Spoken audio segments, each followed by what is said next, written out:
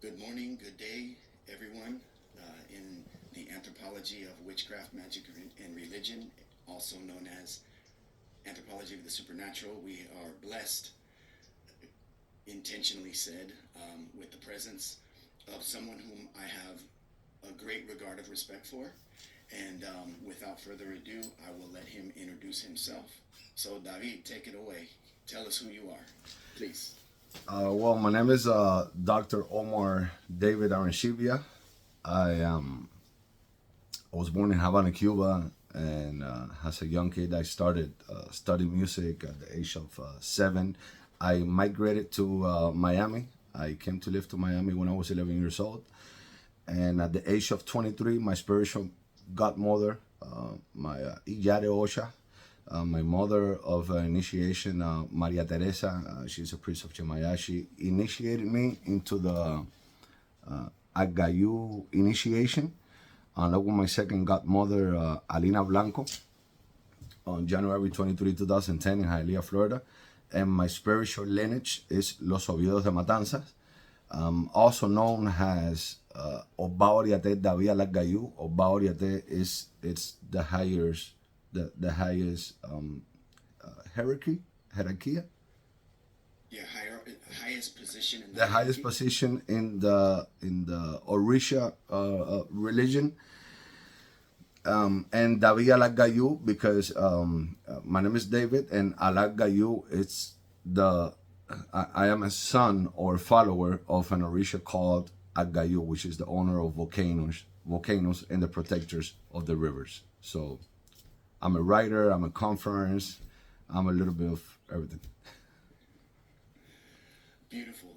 Thank you for that introduction. Before we get too deep, I want to just, if we could spell out for our students here, first of all, so there's been mention of Orisha, there's been mention of religion, there's been mention of tradition. So, in brief, could you just give what is Santeria exactly? Well, Santeria, when we speak about Santeria, we got to remember that as a result of the devastating effects of the colonism, most of the so-called Yorubas, which are the groups of the diverse West African ethnics, they suffer from what could best describe as a biblical complex. And this is because the white European people have succeeded in slavering the majority of the black population in Africa, and in particular the blacks, so that they feel improperly inferior for not being part of the so-called Judeo-Christians ancestry tradition, when in reality African Yoruba and Lukume and also the people from Benin are older than Judeo-Christians. So Yoruba and Lukumi, Santeria, it's more of a philosophical and spiritual culture and a way of living which has remained for more than 10,000 years in Africa and more than 500 years in Cuba, where the divinity is called Orisha, or the offspring of Olodumare, and are believed to be the messengers of the universe. And something in like due to the Portuguese, the Dutch, the English, and the Spain, and other several European countries, when the Yoruba the slave for the transatlantic slave trade took place, and they came into Cuba in the year 1515, the practices became very Catholic, and this is because their beliefs were syncretized with Catholic saints, and the Yoruba Orishas were actually deified. The word Orisha means deified heads, cabezas divinizadas, deified heads, which is a person that passed away, and they started praising that person because of the miracles that person did when that person was alive. And a new Yoruba practice was formed in Cuba called Lukumi, which actually means the word Lukumi. A lot of writers have written the word Lukumi means my friend, but in reality, friend in Yoruba means Ore, So when you say my friend, you say ore mi. The word lukumi comes from the verbs gumi. The whip kills me. Lu y ku e mi. The whip, el azote, the whip kills me. And this is because when they used to get beaten and treating bad in the slave in the ships on their way from the Guinea coast of Africa to Santiago de Cuba and other bahías of Cuba and other Caribbean island, they used to get treated very, very slaughter and bad. And they used to say, Gumi, Gumi, the whip kills me. It's killing me, it's killing me. So the white people eventually started calling them Gumi, Kumi, and then the word Lukumi stayed. So Santeria, Lukumi, it's called in Cuba. For in Nigeria, it's called the Yoruba people.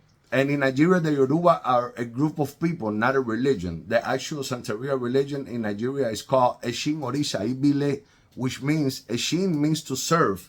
Ibile means on the house, and Orisha, you know, the Orisha. So what we call Santeria in Cuba, in Nigeria, they call it Eshin Orisha Ibile, which means to serve in the house of the Orishas. And I can go on, but you told me to be brief. I love to speak, so. I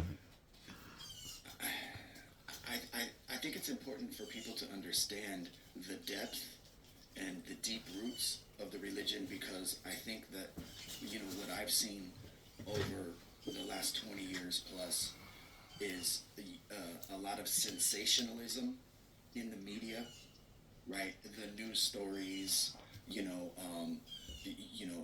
the focus on animal sacrifice, you know, and that gets blown up and amplified, you know, to criminalize the religion, you know, court cases.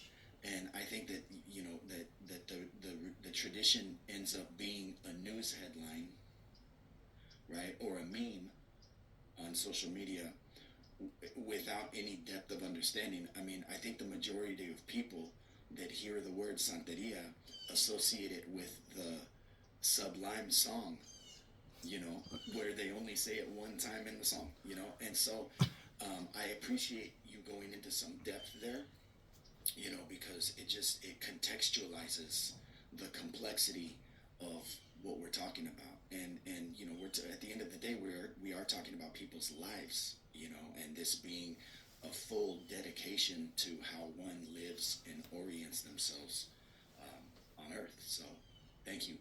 Yeah, you're welcome. It's a pleasure. So you had mentioned that you have the title of Oba. Yes. What does it mean to be an Oba? And Oba, the word Oba means king. But in reality, when you like that's in the modern Yoruba. In the old Yoruba, the word Oba means Oba, he who sends, like somebody that sends a message. Because the real Obas in the old empire of Oyo were the people that sent messages. So you know, it's kind of it's a dilemma these days, because some priests, they said that the real Obases are Babalao. Babalaos has like 16 titles. They're called Oluos, Elegan, Chief, Oloje, Obas. In Nigeria, they're called Abore Orisa. They were never chiefs. They were the priests of Orisha. And the problem is that Oba, that we decided to give it that title in Cuba. In Nigeria, used to call Oba Oriate, or they call it in Nigeria Abore Orisa, which is the high priest of Orisha. The role of the Oba back in 1,000, 2,000, 3,000 years ago in West African was to send the message for the king, and the diviner of the king was the Babalao. But the Oba was the one that used to send the message. So the king would tell the Oba, you're gonna send 4 cowries. When there used to be a lot of death and sickness around, the king used to tell the Oba, You're gonna send 4 cowries. You know, they didn't have phones back then. They didn't have technology. So the way they used to communicate is by the amount of cowries, caracoles, dilogun, erin dilogun, or they used to do it by the amount of obi, coconut, or cola nut. And just to resume the conversation, because then we will get into a very long explanation. The king will be like, tell the oba, you're gonna send these 4 cowries to the other king, and these 4 cowries means when there used to be a lot of dead people, a lot of tears, and 4 means iroso in the dilogun. So then when there used to be a lot of wars and the enemy were coming, and the kingdom needed to advise another kingdom, they used to send the Oba to another kingdom with 3 kauri, with 3 dilogun, with 3 shells. And the king will be like, this message of 3 dilogun is so the other king can know that we at our war. So that's when the title of Oba started coming around 2-3,000 years ago, and like 2300 before Christ, when one kingdom needed to send a message to another kingdom. So eventually that title stuck around, and eventually it became the leaders of the Orisha tradition, and in Cuba they started calling it Oba. Now my role has Oba Oriate is to guide and lead Orisha initiation. Anybody that needs to get initiated for a matter of health, for a matter of problems, they need to get initiated. Like, let's say you're the padrino, you're the godfather of somebody, hypothetically speaking, you will need to call an Obauriate that will know hundreds of ceremonies, hundreds of prayers, hundreds of songs, and the right protocol to go about on. And for every Oricha, it's a different ceremony. So the Obauriate has to study a lot so they can lead the ceremony in the correct language that we're supposed to. And a lot of Bauriates today, they, how do you say, se conforman? They conform? No, se conforman, like they're mediocre. They stayed with a little bit of knowledge. Oh, I'm okay with this. 21 songs of this Oricha, speaking the Diloguna to up to 12, let the Babalao do up to 16. But in Ogunda, in the Odun, Ogunda Yekun, Olofin told Oshosi, in order for a king to serve his kingdom and his people the right way, he has to know a little bit of everything. So I think the Obauria and the Babalao as well have to know a little bit of everything. Osha, Ifa, Anthropology, heavenly dimension, Yoruba, Cuban, Candomblé, a little bit of the Bible. So Christians, we will know how to express ourselves when we're talking to somebody of another beliefs, and so on. But the work of an Obauria, in other words, is to interpret the conversation of the Orishas to humanity. Interesting. So going back to that point that you made, with the Spanish translation, the way I'm hearing that is complacent. In other words, you know enough to get by, but you don't advance your level of knowledge to increase your study, increase your capacity to have more tools in the toolbox in order to be a more evolved, more developed Exactly. specialist. Indeed. It's funny because if I go to the doctor, I don't want to go to the doctor that's mediocre. I don't want to go to the doctor that scored a 70% on his medical exam. I know, right? But it's interesting because people will, for whatever reasons, I think largely because people don't know better, so they put their trust in somebody who is, a self-assigned title, right? Or, maybe has, a certain number of followers on social media, and then they become by default an expert without really being an expert. Right. You know, I guess if you know, a person who knows this much and compared to somebody who knows this much knows a lot. Yes. Yes. Unfortunately. Yes. So, I mean, the way I see it, you know, especially online, you know, because when I started in the religion in English, there were very few books, almost none. There was like Gonzalez Whitler, Right. Joseph Murphy, and then the pamphlets that Raúl Canizares wrote, and that was pretty much it. And now you go on Amazon and there's a million books now. You know, there's a million websites, Instagram pages, people with TikToks, YouTube, and I see in the back you have your awards from YouTube and Facebook. So so you have grown. I don't want to discount it. I don't want to just say you have X amount of followers and subscribers. You've grown your presence over time. How has that been for you as a religious leader in the 21st century, really with your foot on both sides of the line, one in this very modern religious space of an online presence, but with deep roots? I mean, you mentioned your roots going back to Matanzas, really, you know, the cradle of the religion in the Western Hemisphere. Right. Talk about that a little bit. You know, how you reconcile having your feet on both sides of the line, if you will. It's been an adjustment, a tough. It's been a tough. How do you say that? I'm really sorry. It's. I got it on the tip of my tongue. It's been, well, I'll say it later on the road. I'm trying to find the right word in English for it. It's been a spiritual battle. It's been a mind, more of a spiritual and mind to be a spiritual leader, to work the religion hasn't obaudiate or hasn't babalao. In your case.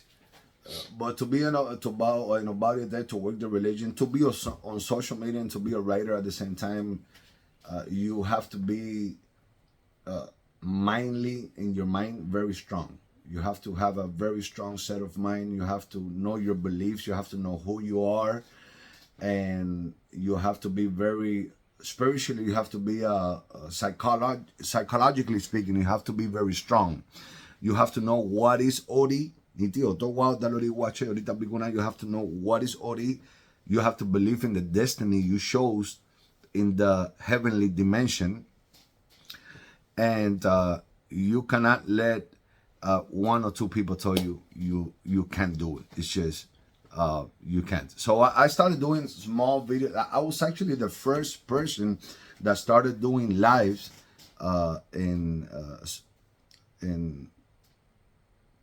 I started doing the Santeria lives 10 years ago when Facebook started with the live, and I started with the small videos of translation 10 years ago, translating Yoruba songs to Spanish, and right now in today's day, 320,000 followers in Facebook plus YouTube, Instagram, TikTok.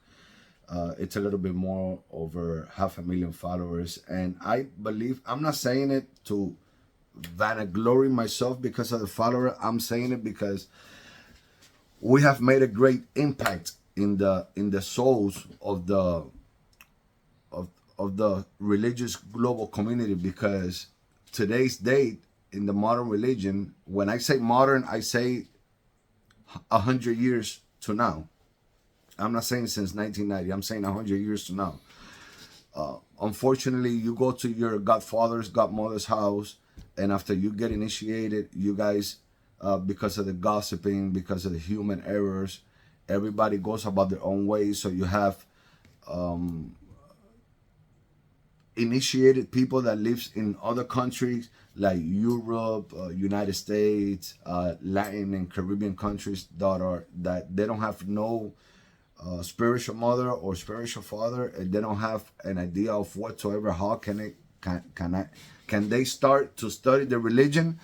So they rely on me. And also I have been a very strong persecutor of defending the woman rights in the religion for 10 years now. Today's date, it has gotten to people's mind that woman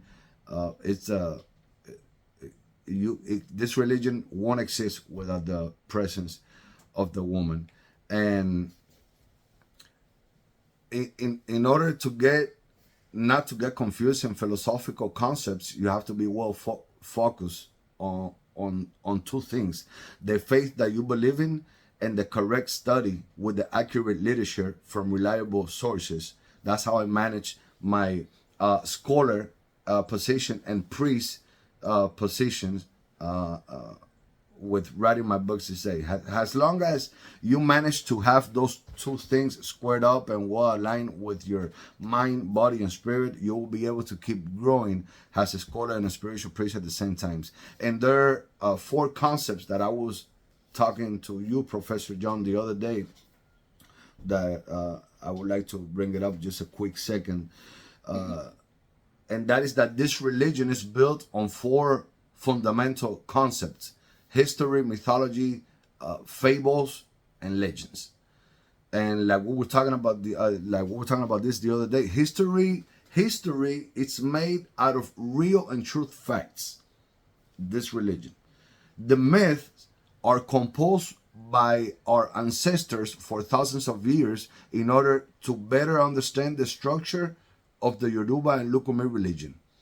Mythology, just like in the Bible there's mythology, just like in the Islam there's mythology. Mythology is something that happened supposedly that you haven't seen but you believe in. And then we have the fables, that are the tales or the chronicles from the animal kingdom and their life experience with this world. And the last but not least, we have the legends, which are the narrative experience of the kings and queens who live in the different Yoruba empires and worship the divinities or Irumoles. When they pass away as humans, those legends, they made a Morisha. So you have to be very in a strong set of mind, and you have to believe what you know, what you study, what you are, and you have to go with the truth, your truth, what you believe in your own mind that is the truth, because you have studied. You know, like Albert Einstein, that like everybody used to think Albert Einstein was crazy. Everybody used to think that, you know, all the famous people that have left us a strong enseñanza, lesson, que han dejado un legado. All the big famous people that have left a strong legacy of teaching, whether it's Isaac Newton, whether it's Albert Einstein, everybody used to think all those people were crazy because humans are not used to hear something that they don't know, though they don't have knowledge. If I told you now that in the beginning water used to be black, you're gonna be like, oh man, you just lost your mind. How do you know? But on the other side, you would tell me, okay, David, explain to me how the water was black. What's the theory? Where did you read it from? What's the reference? And 80% of the people, not only in the Santeria religion, but in all the religions, they're stubborn. They don't like to hear. They don't like to listen. They don't like to keep learning. And I think that all human beings are a work in progress, and we don't never stop learning. Daily I read, out of the 30,000 books that I feel like I have read so little. I have only read 4,500 books. I'm an OCD when it comes to reading. I'm always reading. I read a book every 2 or 3 days. I finish a book. Another 3 or 4 days, I finish a book. Well, obviously, it depends on the length of the book, but I constantly read, and I take that lesson, that teaching, to the social media all around the world. I take it to my books in my own words. I take it to my friends, and I take it to the conference that I give out in universities, because Cubans or the Latin people initiated into Santeria, most of them, 85% of them, they only speak Spanish. So when you see a good lesson teaching or literature in English or Portuguese, I read a little bit of Portuguese as well, and Yoruba as well, I take it to Spanish and I teach them. So, some people that they don't agree, they call it detractores, opposers, enemies, whatever. Little gossip here and there, but the high priest should never stop studying. I think that's a great point. In my secular life, my grandfather was the son of a farmer in Germany, and he had a brilliant mind. He spoke many languages, and he got offered a scholarship to university. And he was in 8th grade, and the schoolmaster came to the farm and begged my great grandfather, his father, to let him go to university free. They wouldn't have had to pay one dime, nothing, free, full scholarship. And my great grandfather said, no, my son has no business in a university. His business is here with me working. My great grandfather didn't want to give up the labor of his son to the university. Wow. Instead of thinking about the opportunity. So my grandfather always, drilled into me, learn. You can never learn too much. You can Yes. never learn too much. That's right.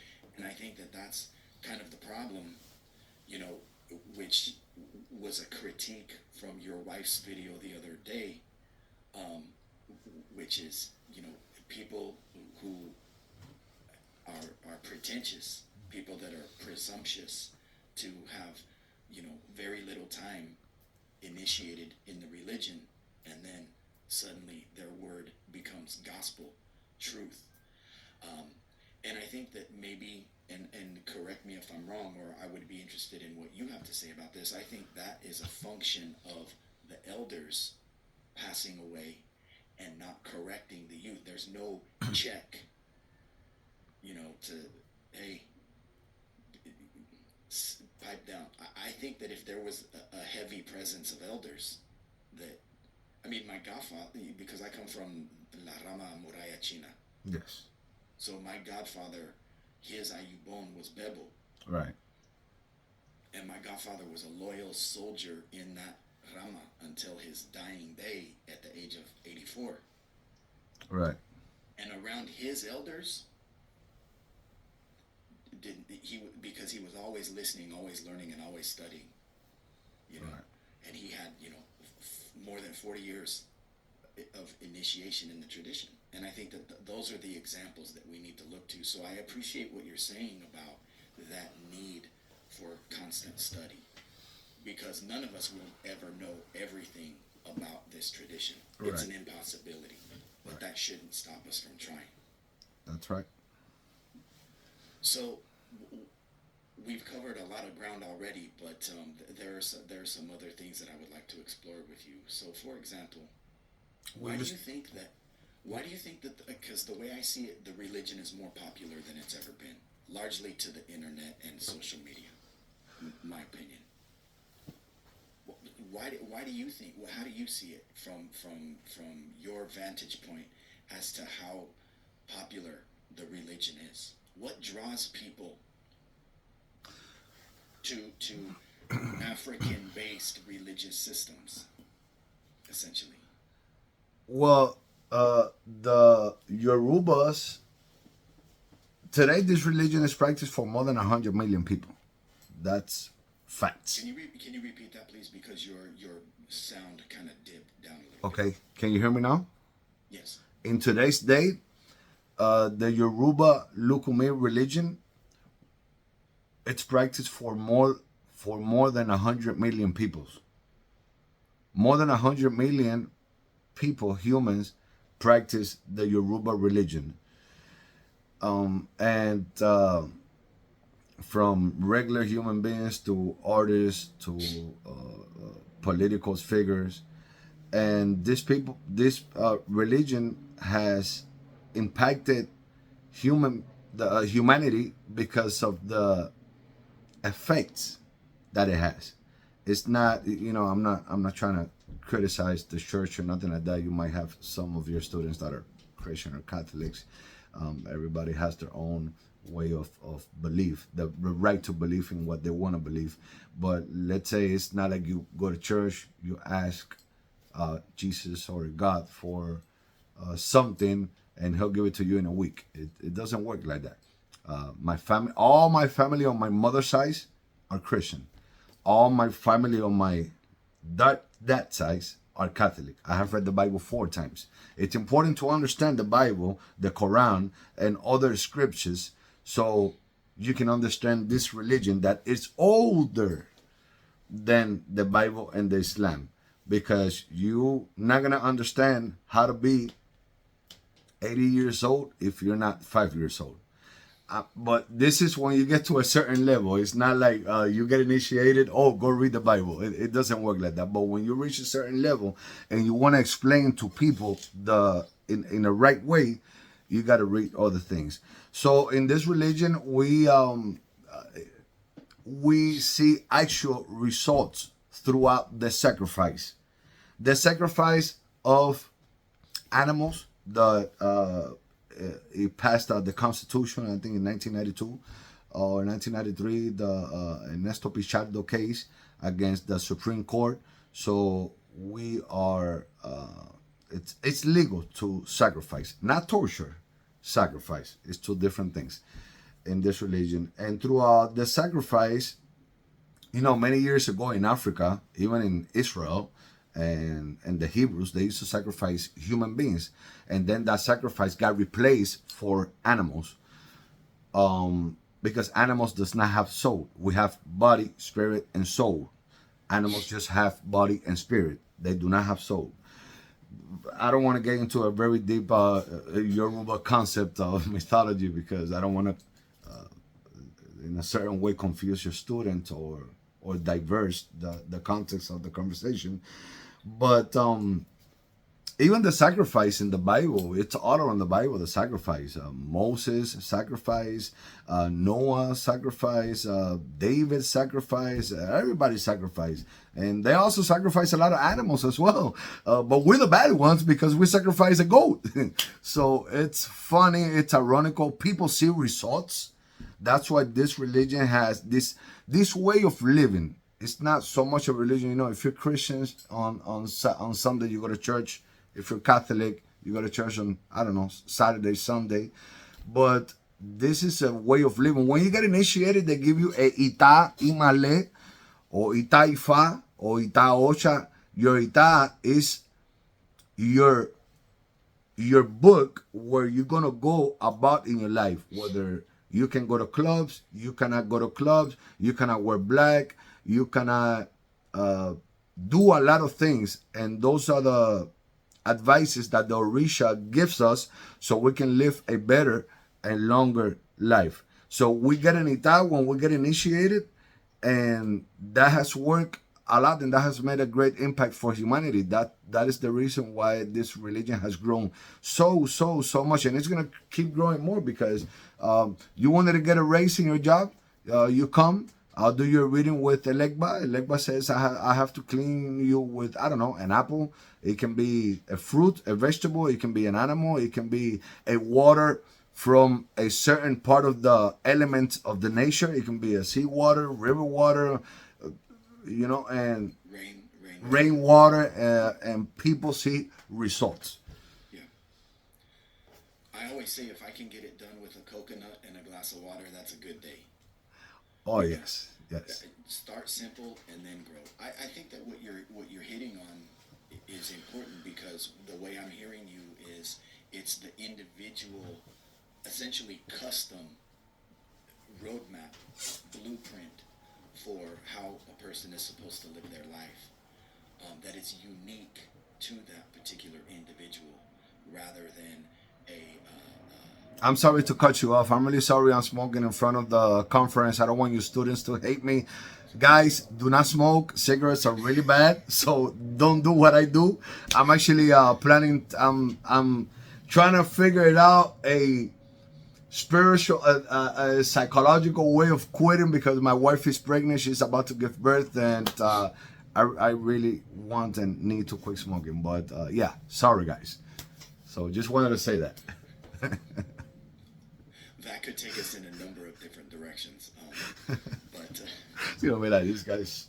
no, but I think it's important to understand also because it is anthropology, so we do study a lot about culture. I mean, Cuba is a smoking culture. You know, I mean, people smoke everywhere in Cuba. The hospitals. And People are unfortunately, smoking. this religion is a smoking culture when it comes to tobacco, you know, to the prendas, to the gangas, Yeah, to the rishas, you know, to the trupon. Ifa says that we gotta throw tobacco, blow tobacco to Chango, and you know, even if you quit, you're like, how am I supposed to quit cigarettes and then I have to smoke tobacco? I mean, not yeah, smoke, but blow it. But yeah, yeah, it's also the tradition. But yes, unfortunately, yeah. Well, good luck quitting smoking. I am. I have to. I have to do it. Is this your first child?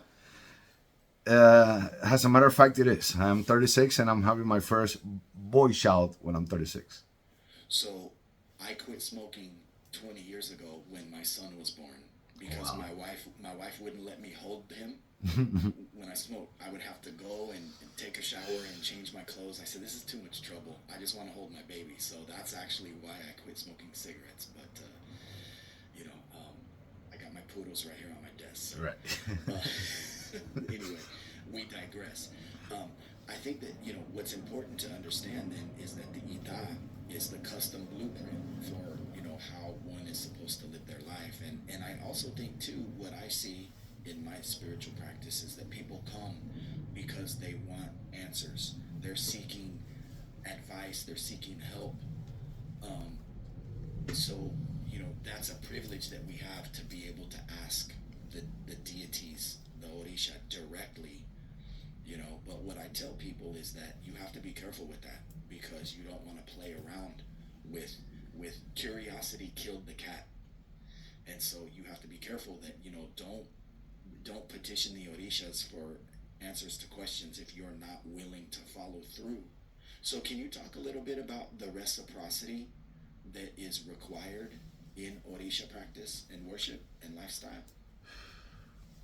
Sorry, Professor. I want to understand the right question so I can explain in the right way. The reciprocity. When you say reciprocity, you mean what are the consequences of not obeying the orisha or Las dos caras de la moneda, both sides of the coin. So, for example, you come for a reading, you get the bowl marked or the work that needs to be done marked, and then the person goes off into the sunset and you never see them again. okay? That's one side of the coin. The other side of the coin is when we enter into Orisha worship and practice, that it's a constant reciprocal relationship that we enter to, either with the ancestors, with Orisha, Okay. however you want to explore Perfect. When have you ever had a toothache before? that. I have. Okay, you go to the dentist. He does a checkup. He tells you it's $650. And you leave and you don't come back and you don't go to any dentist. What's gonna happen? You're gonna take one pill. The pain is gonna go away. But then you're gonna have to start taking 2, 3 pills for the pain to go away. Then you're gonna have to start taking 5, 6, 7 pills, and eventually no pill is gonna take the pain away.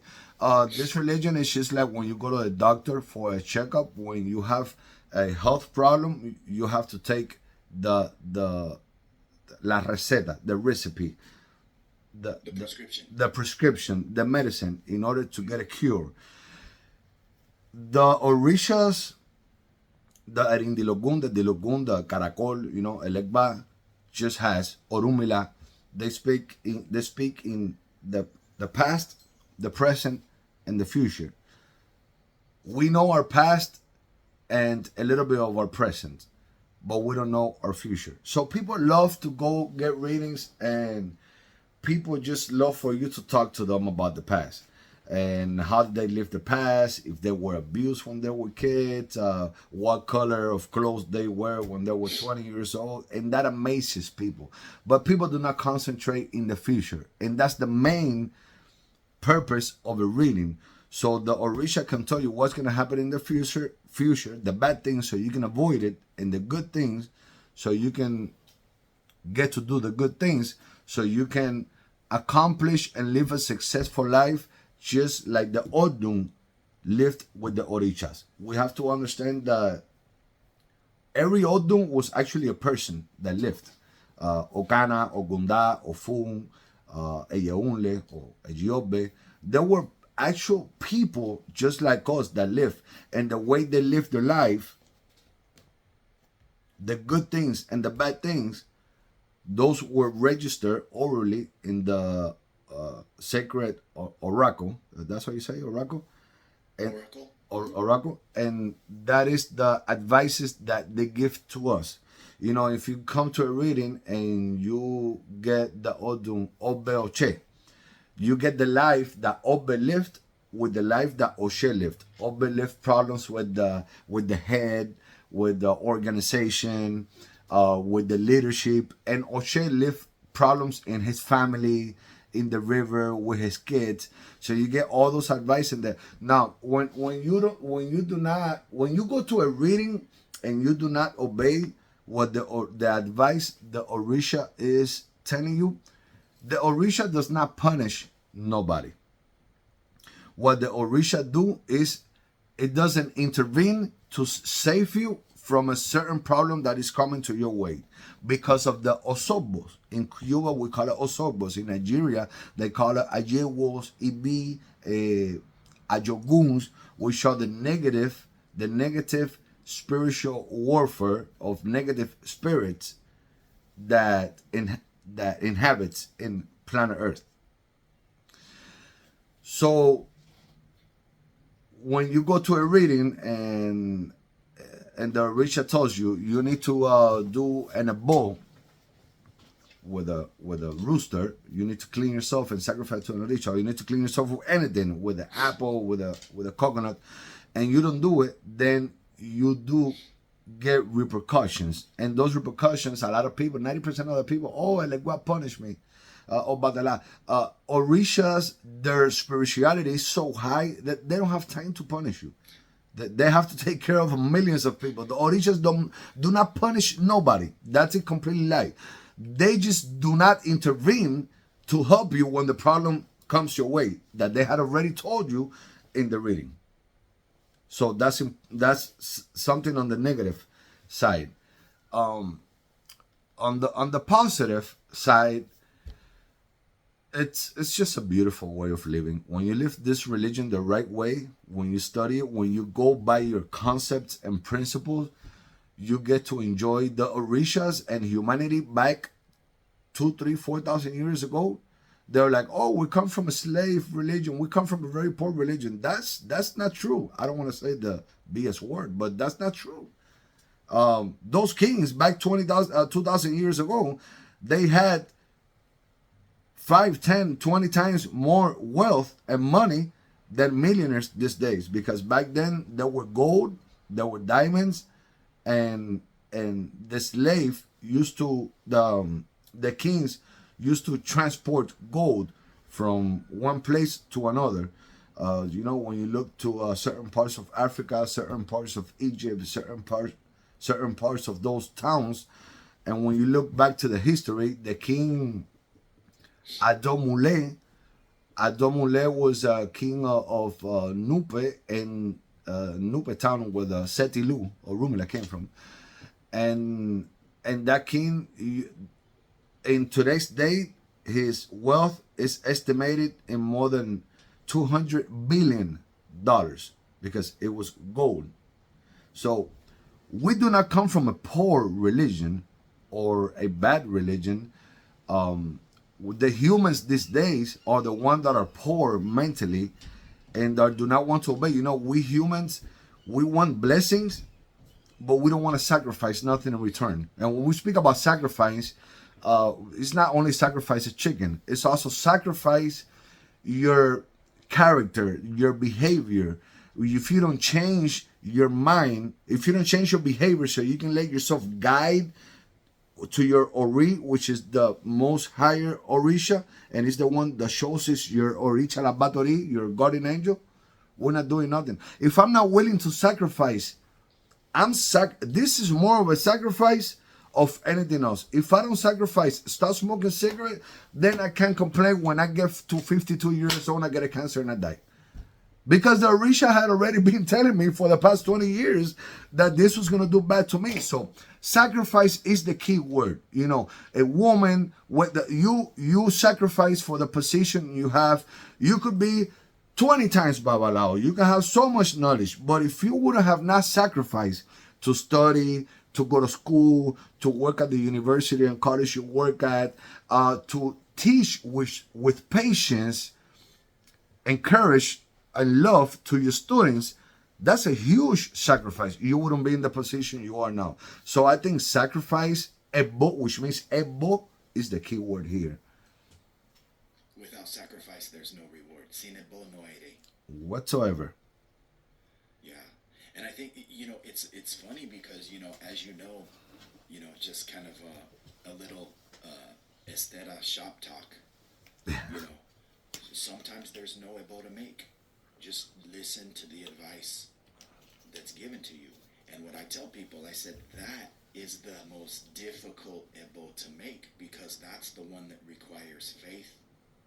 That's the one that requires trust. Courage. You could kill the whole zoo and walk away thinking, I'm good because I just did this big sacrifice.